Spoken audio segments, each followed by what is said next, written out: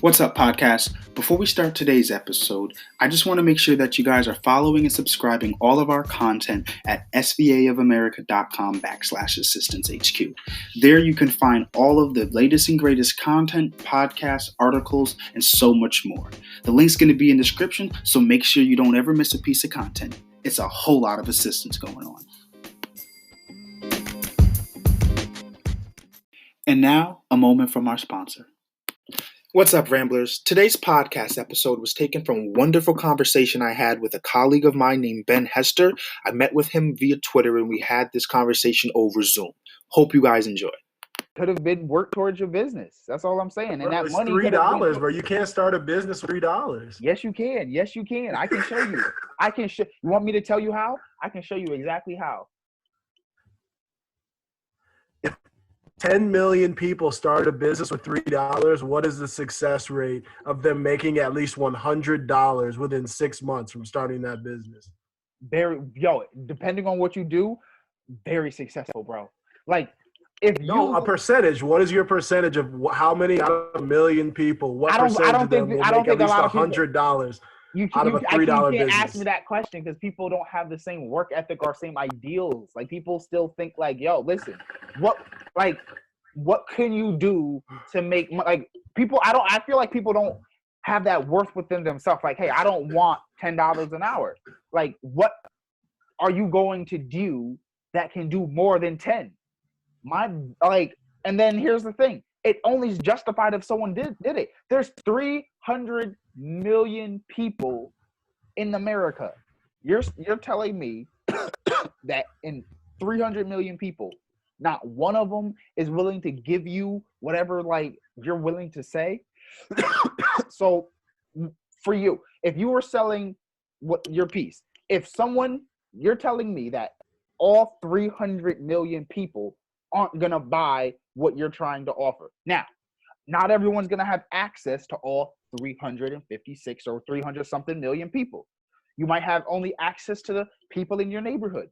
So you're telling me that if you went and took an hour of your day, just an hour of your day to go and try and sell that, just walking around, especially where we're commonly located in our areas. If you're like, yo, I made this.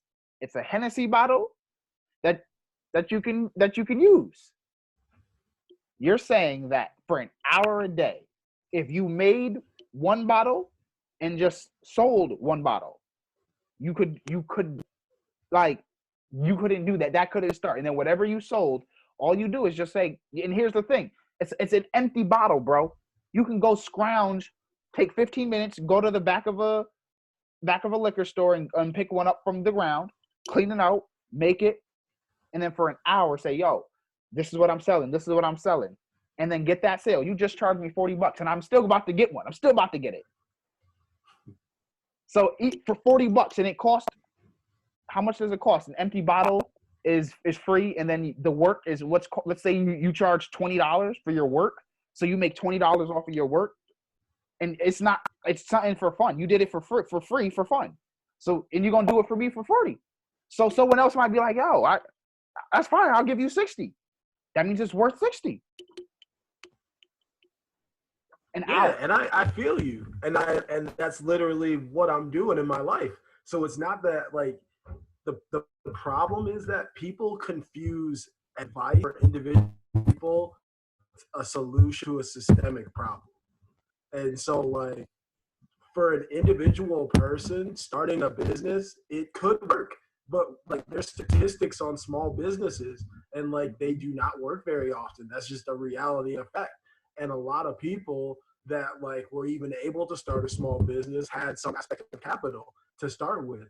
So when you're talking about people that start with no capital at all and they're just trying, that success rate is virtually zero. It's not through people not being hardworking. It's not through people not trying. It's because it's really difficult, even if you do have a good idea. And most people do not have a good idea. It's not good ideas are just out there everywhere. You can just grab one off the ground and be like, all right, let me start my thing with this completely original product that no one's thought of and nobody's thinking of yet and nobody can do better than me. It's just while these things can work for individual people that are like talented and like real go-getters, and a lot of the times have a degree of security because of the situation of their life, those people can make these things happen, and it can be great, and they worked really hard, but it doesn't negate the fact that they had a lot of advantages over other people that changed the calculus of whether or not what they were trying was going to work. And so I'm not about like denigrating people or taking away their accomplishments or telling people that they need to feel worse about themselves. But when I think about the things that I did well in my life, I also think about the fact that like I'm 6'3" and a great athlete. I did nothing to be that. That's just what I just grew to You're be. 6'3"? And it helped me a lot. Yeah, it helped me a lot in my life. Like I became a high jumper. I was the honorable mention all-state in basketball. Like I could have been 5'10", and my life story could have been entirely different. I don't know if I'm that special, like to have still like gotten to the University of Michigan and like done things I've done if I was shorter. Like that's a huge difference in my life. I have a brother, same two parents. He's 5'10". Like I could just easily been that tall, but I'm not, and I did nothing for that to happen. And so you just have to keep the things like that in perspective. And it doesn't mean I feel worse about myself, but it means when I think about other people's situations, instead of thinking about the things that I did and perceiving that maybe they're not doing that, I think about all the things that I have and maybe they don't have. And I think that's the cultural shift that we really need to happen in America, and specifically within like Black America. What if they focused on what they have? Like whatever you're good at, you can do. Like the internet is free. There's a lot of things that are like free and low value. Like I think people think a successful business has to make a lot of money. I think if people's goal was to just make as much as their $10 an hour job, they would be fine. Because if your goal is to make however much you make from your $10 an hour job, because you're struggling on that and you're struggling to make that, if you were struggling to make that like with your whatever you're doing, and here it doesn't have to be it could just be by working for yourself. Because you're right, everyone can't run a business, but if you keep it for just you, $10 an hour is $400 a week. And here's the thing: how long would you think it would take to live on? It's not. But how long do you think it would take for you to sell 10 of those bottles? I don't think it's a matter of like how long would it take. It's a matter of like if I would be able to or not. And it's something you can't really predict. You just have to try. Hold on. You can't predict that you can. So that's a skill. I feel like that's the skill. Like if you can't sell your product, that's like that's like LeBron James saying, "Hey, I can give you this basketball and show you what to do, but if you can't perform and do it, you're not gonna make what I make." Right, because it's hard, and so therefore you can't use that to determine whether somebody's worthy of a decent life. But everyone's good at everyone has their own secret hidden talents. So but that doesn't mean that everybody's going to be able to have the circumstances to develop that talent into something that can sustain their livelihood. And that's what we're talking about. You have to have a livelihood. And most people do not have a developed talent or skill that they have been able to monetize, like to be able to escape essentially wage slavery. And that's why wage slaves exist. Like the whole point of the system is that it creates a bunch of people who do not have an option but to work in the system. You can't ignore the fact that like a political as an strategy defunds schools, cuts welfare programs, cuts after school programs, cuts anything they can that tries to equalize the playing field between like rich white people and everyone else. And so like you can't talk about what people should do if you aren't grounding that in a conversation of what they're going through that has nothing to do with anything that they're doing. So like you can say, well, they're not talented enough to get out of this hole that they're in, but then dig the hole, they were in it. So it's unfair to use not being able to climb up out of a hole as the criteria for why you deserve to be in the hole, but you didn't do anything to be in it. we're not saying, I don't think people deserve to be in a hole. I do think, however, people just do have the ability to get out. I do feel like everyone has because there's even the stupidest ideas. If you can't live on $400 a week, and somehow it's happening. It's happening. People are living on $400 a week. If people, even like, if you could collect cans for $400 a week, let me ask that. Like, if you could realistically ask that question to people, yo, you make $400 a week working at your crappy job at Walmart, McDonald's, or whatever. Would you be willing to trade that for working for yourself, not a business, not running a business or nothing, collecting cans and still making $400 a week? You can work on your own time. You can work at night, during the day. Bro, you're literally gonna be fighting homeless people for cans. Like, seriously, I'm not joking. No, I'm not. Okay, no, I'm talking about as an example, not like actually go do it. But what I'm saying is, if you ask somebody, but I'm saying that's an example of a consideration that somebody who's giving unsolicited advice would not make, because they're not really focused on the real life application of this. It's just this way to like abdicate themselves from the responsibility of the reality that millions of people don't have a choice. So they have to just create these scenarios that don't exist. They're like imaginary choices. Okay. I'll use a real scenario then. A real scenario. There's a dude on the street I used to live, right? He actually collects cans. He has a house. He's not homeless. If you've seen him, you would have probably thought he was homeless. He's one of those guys. Like, if you've seen him, you would have thought he was homeless. But he just pushes cans. And then, so, like, I didn't know this. So one day, like, my friend was telling me, because we was, like, hanging out and everything in the car outside, hotboxing. And so he was like, yeah, you see him right there? I was like, yeah, the homeless dude. He's like, yeah, he's not homeless. I'm like, what you mean? I was like, well, what do you mean? He's pushing a cart full of cans and he looked crazy. He's like, nah, bro, he lived right up the street from me and like in a in a nice house. I'm like, what? He's like, yeah, he got like something. He had like a settlement or something, and then he made some good moves. So, and he just does it. He's like, yeah, it's like a thing. He gets money, works out, and he enjoys walking around the nice neighborhood. So like it's like a triple win. So I went to go talk to him one day, and he was like, yeah, I got a settlement, and he does it for like exercise and everything, and it still makes money. And he makes like $350 to $400 a week. Just walking around, getting exercise, collecting cans, goes home. Like, but let me mention a few things that weren't mentioned in that story though. It's a nice neighborhood where he can just walk around with cans and there's nobody he's getting in arguments with about cans. I said nice neighborhood. It's a nice street. Like once you hit the end of that street and everything, like it's like I'm from New Haven. So this white man is pushing a cart around with a bunch of cans, walking past homeless people, and they do not ever take the cans from him or anything. Or does he mainly get the nice places where he is not under threat of such things happening? Nah, he just walks around and picks them up.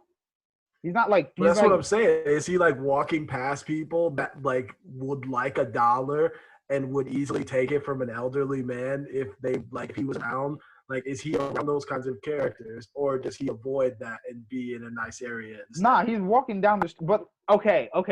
I don't live in Detroit, so I don't know how the homeless people. That's what I'm saying. A lot of people live in places where you cannot walk with a shopping cart with $15 worth of bottles in it without like getting them snatched from you, like for real.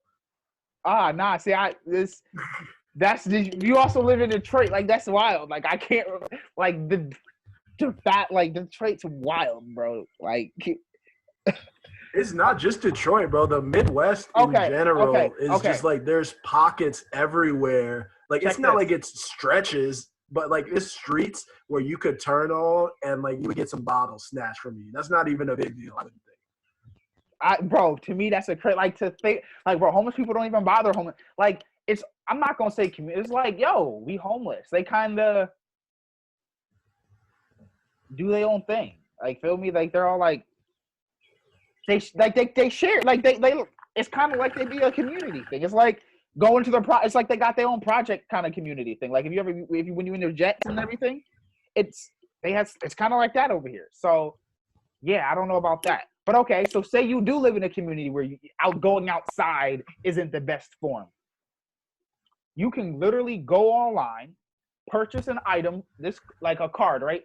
I'm going to be selling this card for $3, right? Say you purchased it for 99 cents. Sell it for $3. Now you made $2. Now you can go get another 3 cards, and now you can make $9. What about the postage? Bro, postage is 79 cents. And how did you buy the card in the first place? With what money when you're living paycheck to paycheck? Bro, you're telling me $1? Like the $6 beer, remember that $6 beer you were talking about?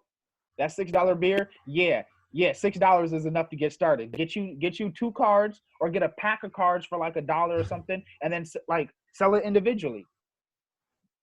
Sell each, like, buy a pack of cards for $3 with $2 of shipping. So now you got $1 left. You're going to use that $1 for the postage and everything when you send it off. You're going to sell it and then you're going to get it collected. So then you're going to get more postage, and then you're going to sell the rest of the cards because you don't want to go outside. Flip cards and flip something. You can go online and like look for stuff. Like, we in coronavirus, so stores are, all the stuff's online anyway. Perfect time. You ever heard of Gary Vee? No, not really. I'm gonna put you on to him. I'm telling you, bro. Like, he will change how you think about like what you're like, how easy it is to just take literally nothing. Bro, yeah, I happen to have this from a card. I really don't disagree. Like, the things that you feel, those are the same things I feel for myself personally. Like, I have every intention of like starting business and pulling something out of nothing. But it's just, I also acknowledge all the things that happened in the past that like gave me a boost up, that are going to give me a much higher chance to succeed at it. And the things that I have in my life that give me a degree of security, where I have the space to be able to like be creative and come up with ideas. Because there was a time in my life where I was working so much and so hard, and I was running track, and I was also being a bus driver, and I'm also in middle school. So like, I am starting class at 8 a.m. and then from there I go to practice at 2, and then I drive a bus at 8 and get home at midnight and don't do no homework or nothing, but like somehow I got by. And so like, in that kind of a workload, like, I was getting ahead and doing a lot, but I also didn't have any mental space to do anything other than that. Like, I couldn't rap then. I didn't have ideas about business and stuff like that. Then that all came when I got space and I wasn't working so hard all the time. So people really discount like just the security of knowing you're going to be okay, or having a good job, like having parents, or having all kinds of things that people omit from the business success stories. Those are the reasons why these things work out, and people that don't have anything not only don't have the mental bandwidth, but don't have the resources to even try. Okay, give me someone in the worst possible situation with the worst possible circumstances. Go. Like, just give me like an example. Like, give me either a real life or one that you can think of a situation where it's just like completely terrible. I think a way more relevant question would be, take whatever situation I would say, and then whatever thing you're going to suggest to get them out of it, let's take 1,000 people, have them try that. What do you think the percentage that is going to get them out of that situation of those 1,000 people? What percentage of them, by applying your ideas and trying that approach, is it going to work out? It depends on what this is. That's why I said that each person can do something different, because like everyone has different abilities. So it, like, if you posted one video a day or went live at work on YouTube, like did like them little work things, or on TikTok, bro. TikTok is putting people on right now, bro. TikTok is the jumping. Now, if you're gonna tell me some people don't got a phone, that's a different set of people. All right. like we said, there's like like let all right. I'm we man. You know how we know how we feel. We know how. All right. So let me ask you this. We was talking earlier and everything about virtual assistants, and I'm bro. If we get another $1,200 check, this is like I'm going hard, and as I grow, I predict myself because I'm been looking at angel investors. So I'm gonna be looking for a large jump. So after I get like a couple of clients, I'm gonna look for like a large jump through angel investors. And after I establish, I'm gonna need like a board, like not necessarily like a board, but like a team of executives per se, kind of thing. So I want to know, what are your thoughts? Because I'm thinking of you because I see you as a moral kind of person in what you do and how you would want to do business as like a chief compliance officer, keeping people in regards of like, regulations and everything. What are your thoughts on like something like that? I actually like the idea of that a lot. It's not necessarily that I see myself as a super rules oriented person, but I see that kind of a position as a tone setting one, in the sense that it's going to be widely known how I feel about how the business should run and how I feel about how employees should be treated, and like how we're making money and like what we're doing with the money when we make it and what this is about. Like, I think that would be something that could have a really good effect on a company, because this idea is something I thought was really, really cool. And it's another one of those things where it's like, I just don't have the kind of background where I could develop technology. Like, I just don't know how, I don't know who to talk to, I don't know who to call. But like the opportunity to like be able to bring some other kind of skill into that, like that is really cool. Yeah, like okay, so as a virtual assistant, we don't even build technology, right? So it's literally what I do is I am an administrative assistant, an office assistant, a manager, whatever. The person who takes notes, gets emails out, the person who sends your text, makes sure you're scheduled for flights and meetings. Um, recently, right, I'm doing a data mine thing, making helping people get labels. I actually just finished doing. I'm helping someone get labels, helping like data mine. She works for First Data, just helping her get the territory done and everything. So it's really all from the computer. Like everything's computer based, not tech app. Like it's really more app learning than building something. So what I'm really looking for, like the question I have is, what are your thoughts on taxes? That's like my first question, because if there is legal ways, which there are, and we own legal, like, do you feel like people have to pay taxes? I feel like people should pay taxes, and I feel like taxes should be reasonable. And I'm also just a person who lives in reality and understands that, like, as a matter of competitive, like, spirit, you just have to do your taxes as you can. It's like, I can understand that it's like morally bad and bad systemically for people to not pay taxes, and also understand that if I'm in a business and I'm competing with a bunch of people who don't pay taxes, it would not make sense to try to pay way more taxes to try to like get some kind of ridiculous moral high ground. No, but I mean, would that be the tone? Because you were talking about tone. So what would be the tone that you would be trying to set? Like, what is your bar for a company, for any company? It doesn't even have to be like would be this one. What for any company? What would you say your bar is for how an employee should be living? So for me, the thing I think about first is just the interactions that, I'm presuming that there would at a certain point be employees that are then going to be working for other people as virtual assistants, and there's going to be interpersonal communication between them. So the thing that jumps to me immediately is like having very, very firm guidelines for how our assistants are going to be treated by the people that are employing us, and that there is like a sense of accountability, and that like you cannot expect this to be a situation where you can say crazy things to our assistants and they'll just take it because they need to keep their job and they can't rock the boat.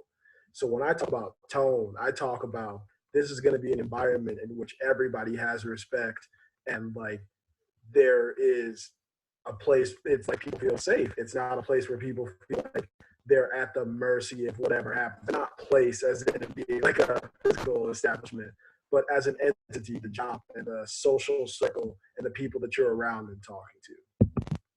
Wow.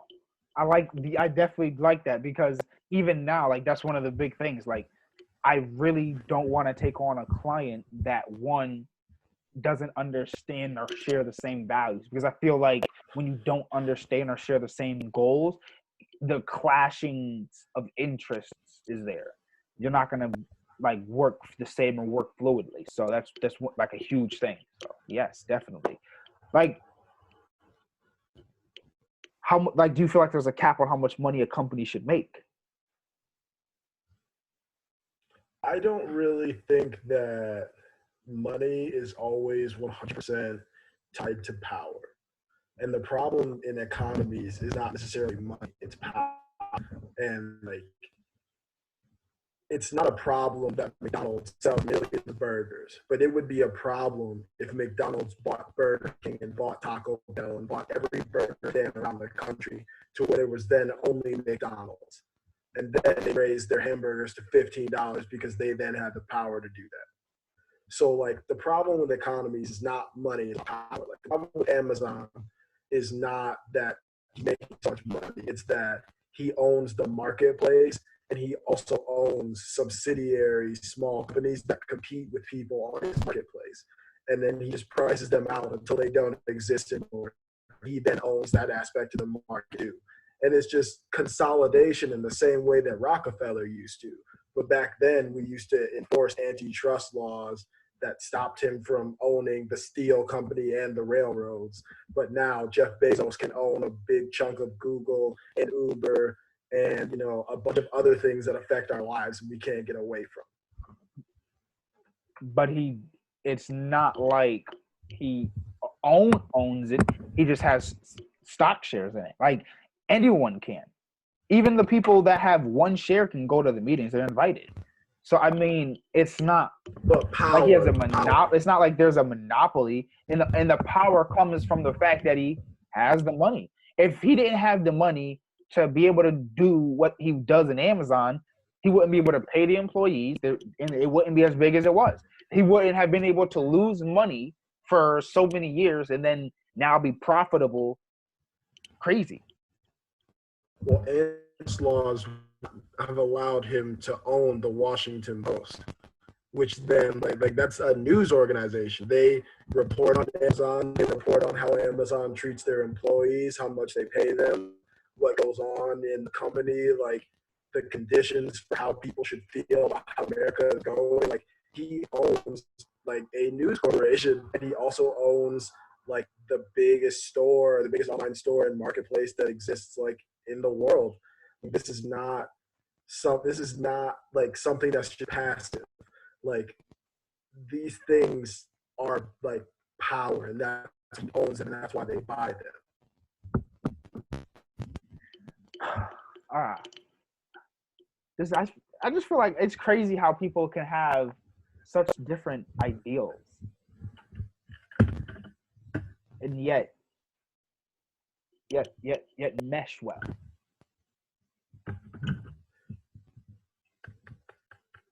I think it's because the ones that are really the most important are different. Because like what I think of is just how much I evolved since like in like the past 5 years, and just how like I would have said a lot of the same things that you're saying right now. I mean, like I was going into business school, so like I I thought that was what I wanted to do in my life. So obviously at that point in time, I was not thinking in the same way that I think right now.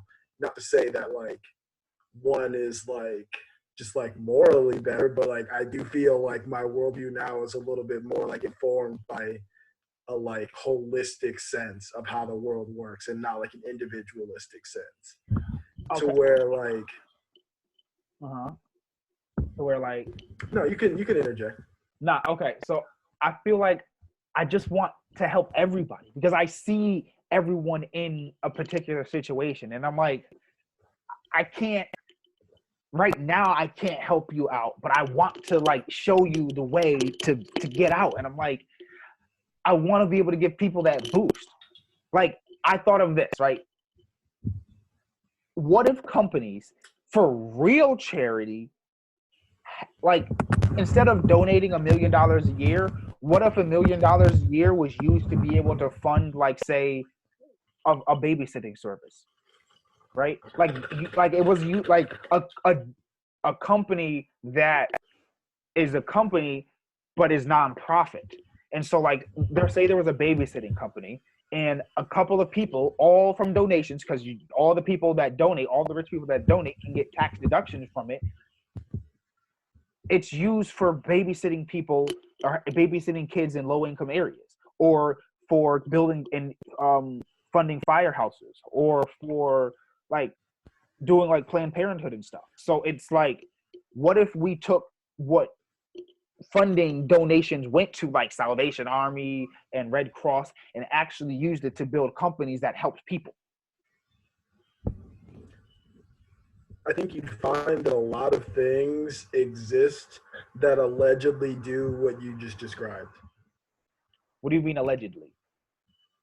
I mean, if you look around, nothing has changed, but there's a whole lot of nonprofits and billions, if not trillions of dollars that have been donated to try to do exactly what they do.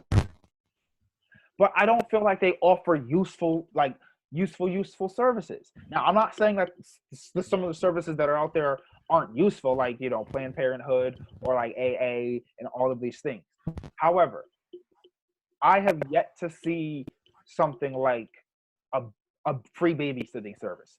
A lot of single mothers have issues getting to work because they can't have a babysitter. They don't have a babysitter. So what if there was a company that, because of the donations of say even 5 people that donated $1 million, they ran based on $5 million, a $5 million babysitting business that for free gave babysitting services. Things like that, because that's what people like. Would, one, they need that. Someone needs to watch the kid.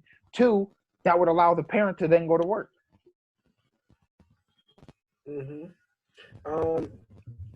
mean, yeah. I mean, that's a good idea for something. I just feel like it's separate from like. I mean, I don't know. It's just like there's a specific political ideology that says, well, we should just do a company that does it instead of like the government does school K through 12 already. Why would it not make way more sense for the government just to have universal child care for a daycare?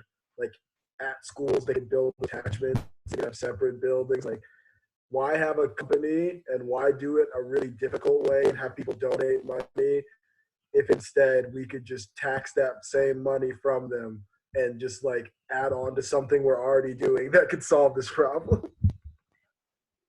Because people want to avoid the problem is that they don't get to donate it of their own volition to the things that they like and then put their name on it.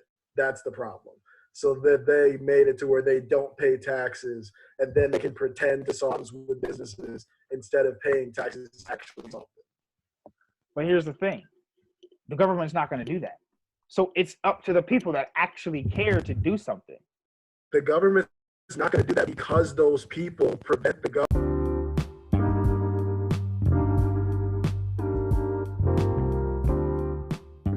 Hey Ramblers, before you go, make sure you're following us on social media at Assistance HQ across the board for all content and exclusives. And for an even more personal touch, subscribe to our weekly newsletter with the link in the description.